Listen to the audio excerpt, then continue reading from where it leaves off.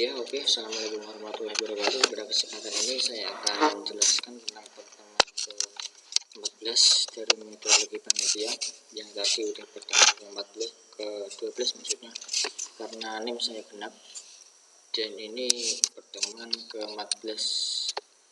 Oke, kita langsung saja. Pertemuan ke-14 ini ada analisa data kuantitatif bagian 2. Oke, kita zoom. Analisa data kuantitatif bagian kedua. Analisa data kuantitatif. Dalam melakukan penelitian kuantitatif, kita seringkali mengalami kesulitan yang tentang metodologi statistika apa yang akan kita gunakan. Untuk itu, dalam hal ini akan diuraikan mengenai metode statistika yang umum digunakan dalam peneliti dan bagaimana menginterpretasikannya. Secara umum, analisa data dapat digambarkan sebagai berikut. Ini ada gambar tahapan analisa data. Dan ini gambar yang paling sebelah kiri ada isi tabel, ada pengelompokan data, verifikasi, pengumpulan data. Yang sebelah kanan dulu ya, ini pengumpulan data, terus verifikasi, selanjutnya ada pengelompokan data, dan kemudian ada isi tabel. Nah, kemudian diproses, cek konsistensi data antar tabel. Selanjutnya ada analisa masing-masing tabel, dianalisa dahulu. Performance, lihat yang tren, yang profil ada bandingkan dengan standar. Diproses menjadi kesimpulan dan kesimpulan. Itu merupakan gambar analisa data. Selanjutnya ada distribusi frekuensi. Bila kita mengumpulkan jumlah data yang cukup besar dan belum dikelompokkan, maka kita tentunya akan mengalami kesulitan dalam mengambil kesimpulan dari informasi yang ada. Untuk itu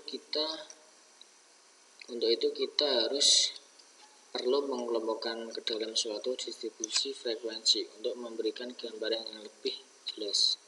Distribusi frekuensi umumnya merupakan untuk suatu distribusi atau tabel frekuensi yang mengelompokkan data yang belum terkelompokkan atau ungroup data pangkat 1 ke dalam beberapa kelas sehingga menjadi data yang terkelompokkan. Grup data distribusi frekuensi biasanya digunakan untuk memberikan informasi yang menggambarkan keseluruhannya sampai ke populasi yang diteliti. Berdasarkan dari sifat datanya, distribusi frekuensi diklasifikasi menjadi dua, yaitu ada kategorikal dan numerik. Jika pengelompokan klasifikasi frekuensi didasarkan pada keterangan yang bersifat kualitatif, seperti jenis kelamin, tingkat pendidikan, dan lain sebagainya, maka disebut dengan distribusi frekuensi kategorikal. Misalnya ada tabel 1. Berikut data distribusi frekuensinya, ada gender, jenis kelamin dari kursus komputer. Jenis kelaminnya ada pria, jumlah pesertanya 20, wanita 35, dan jumlah pesertanya totalnya ada 55. Oke, begitu distribusi frekuensi berdasarkan jenis kelamin. Selanjutnya ada cross tabulation dan korelasi. Cross tabulation dan korelasi ini merupakan sebuah teknik visual yang memungkinkan peneliti menguji relasi antar variabel. Cross tabulation ini juga berfungsi untuk memberikan gambaran tentang data yang dikumpulkan selama penelitian. Untuk menerangkan secara umum mengenai populasi yang diteliti, biasanya digunakan statistik inferensial atau inferensial statistik. Oke, yang korelasi merupakan suatu metode yang menggambarkan hubungan di antara satu variabel dengan variabel lainnya. Korelasi bertujuan untuk mengukur kekuatan hubungan asosiasi linear di antara dua variabel. Sebagai contoh, kita ingin melihat bagaimana hubungan antara lamanya waktu belajar dengan nilai ujian yang didapatkan. Korelasi ini tidak menunjukkan hubungan sebab akibat. Korelasi yang bernilai positif, negatif, dan nol, atau tidak ada hubungannya apapun.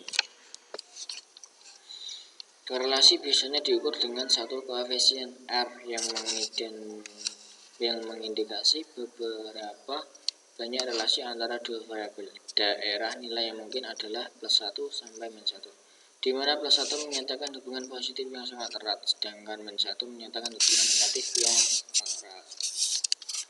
Itu merupakan korelasi. Nah, selanjutnya ada regresi. Analisis regresi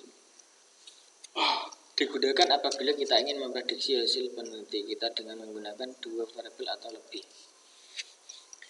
Analisis regresi merupakan proses membuat fungsi atau model matematis yang dapat digunakan untuk memprediksi atau menentukan satu variabel dari variabel lainnya. Analisis regresi sederhana, bivariate linear regression, biasanya melibatkan dua variabel, yaitu variabel terikat, dependent variable, yang merupakan variabel yang akan diprediksi, atau Y, serta di variabel bebas explanatory variable atau independent variable. Ini merupakan variabel yang tidak dapat dimanipulasi bersama garis regresi sederhana. Bisa dirumuskan dengan sebagai berikut. Rumusnya ada itu ya seperti gambar. Y sama dengan B0 sama dengan B1 X Y, di mana ada penjelasannya. B0 merupakan intercept sampel, B1 slope sampel. Itu merupakan rumus regresi. Nah, yang kedua dicari dengan analisis kuadrat terkecil. Plus query analisis, yang merupakan suatu proses di mana model regresi dicari menghasilkan jumlah error kuadrat terkecil. Selain mengukur kekuatan hubungan antara dua variabel atau lebih, analisis regresi juga menunjukkan arah hubungan independen variabel independen. Contoh regresi sederhana berusaha memperkirakan nilai ujian dengan lamanya waktu belajar. Itu merupakan kesimpulan dari regresi. Selanjutnya, analisis regresi berganda. Analisis regresi berganda atau multiple regression model merupakan analisis regresi yang mengkaji hubungan nonlinear dan model regresi dengan lebih dari suatu variabel bebas, atau analisis regresi dengan dua atau variabel bebas atau dengan sedikitnya satu prediktor nonlinear. Model regresi berganda probabilistik dapat dirumuskan sebagai berikut. Ini merupakan rumus dari analisis regresi berganda. Y sama dengan, kita anggap saja B0 plus B1 X1 plus B2 X2 plus B3 X3 plus titik-titik plus BK EK, di mana ada penjelasannya. K kecil merupakan banyaknya variabel, B0 konstansa regresi, B1 atau BI koefisien regresi parsial untuk variabel independen. 1 menunjukkan bertambahnya Y apabila variabel independen I meningkatnya 1 unit dan variabel independen lainnya tidak berubah. X2 dapat berubah X1 dengan 2 suku non-linear dari X1. Analisis regresi berganda ini dasarkan pada model probabilistik yang terdiri atas komponen deterministik dan kesalahan random. Nah, sekarang ada model-model regresi. Analisis regresi berganda ini didasarkan pada model probabilistik yang terdiri atas komponen deterministik dan kesalahan random. Adapun modelnya sebagai berikut. Modelnya ada dua. Yang pertama ada model deterministik, yang kedua ada model probabilistik. Model deterministik ada rumusnya. Y sama dengan B0 plus B1 X. Yang model probabilistik adalah Y sama dengan B0 plus B1 X plus E, di mana ada keterangannya. B0 merupakan intercept populasi, B1 gambaran slope populasi, yaitu merupakan model-model regresi. Selanjutnya ada uji T atau uji tes. Analisa tes digunakan apabila kita ingin mengevaluasi perbedaan antara efek. Analisa tes uji T biasanya digunakan untuk membandingkan dua kelompok dengan menggunakan min kelompok sebagai dasar perbandingan. Uji T akan mengindikasikan apakah perbedaan antara dua kelompok tersebut signifikan secara statistik atau tidak. Contohnya, jika diambil tinggi badan mahasiswa fasilitas komputer yang terbagi atas 10 orang, mahasiswa putri dan 10 orang mahasiswa putra, maka varians tinggi badan mahasiswa putra dan putri harus dianggap sama karena nilainya sama. Ada contohnya sebagai berikut. Odometer merupakan alat untuk mengukur mil pada mobil. Seberapa besar tingkat kebenaran pengukuran dengan menggunakan 12 mobil yang melaju sejauh 10 mil yang diikuti dengan jarak mil selanjutnya, maka didapatkan angka sebagai berikut. 9.8 10.1 sampai 10.2. Kita hitung 1, 2, 3, 4, 5, 6, 7, 8, 9, 10, 11, 12 mobilnya ini kecepatannya ya, 9,8, 10.1 sampai 10.2. Dengan menggunakan signifikan 0,01 tentunya berapa besar odometer yang bisa dipercaya dalam tentukan hipotesisnya. Dan tentukan hipotesisnya ini merupakan contoh soal ya. Nah, ini ada jawabannya sebagai berikut. Jawab hipotesis statistiknya. Ini ada 10 merupakan tadi ya kecepatannya. Ini A sama dengan 0,1, DF sama dengan N min 1 sama dengan 12 dikurangi 1 sama dengan 11. T sama dengan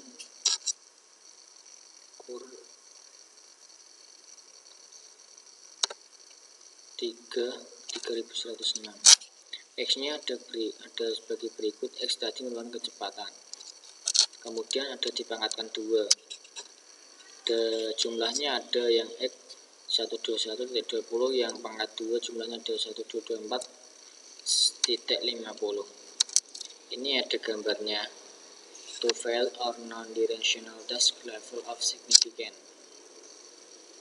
Ini ada DF 0,5, 0,1, 0,1. Ini ada angkanya 1 sampai 15. Angka-angkanya sebagai berikut. Oh, ini dipangkatkan ya kayaknya. Ya, gambarnya sebagai berikut kurang lebihnya. Oke, kita lanjut. Perhitungannya sebagai berikut. Ada rumusnya. Totalnya berarti hasilnya 0,6. Terus yang X hasilnya ada 1,67. Itu adalah perhitungan sesuai gambar tersebut. Kesimpulan yang bisa diambil sebagai berikut. Menolak H0 karena nilai T hitung lebih besar daripada nilai T tadi. 167 kurang dari 3106. Ini berarti jarak mil yang dihitung oleh odometer tak signifikan atau bedanya nyata dengan jarak mil yang dihitung oleh mesin penghitung jarak yang ada pada mobil. Nah, oke, itu perhitungannya. Uji F test dan uji Z test. Uji F berguna untuk menguji apakah populasi tempat sampel diambil memiliki korelasi 0 atau adanya relasi yang signifikan antara variabel independen dengan variabel dependen. Uji Z merupakan salah satu bentuk dari uji kenormalan. Dengan besar sampel dari 30, kita bisa mengetahui atau menghitung estimasi standar deviasi dari populasi dengan melihat rata-rata sampelnya. Berikut ada contoh menghitungnya. Ada rumusnya. Z sama dengan X min 5 per S. Sampel min, populasi dan min per populasi NST di def.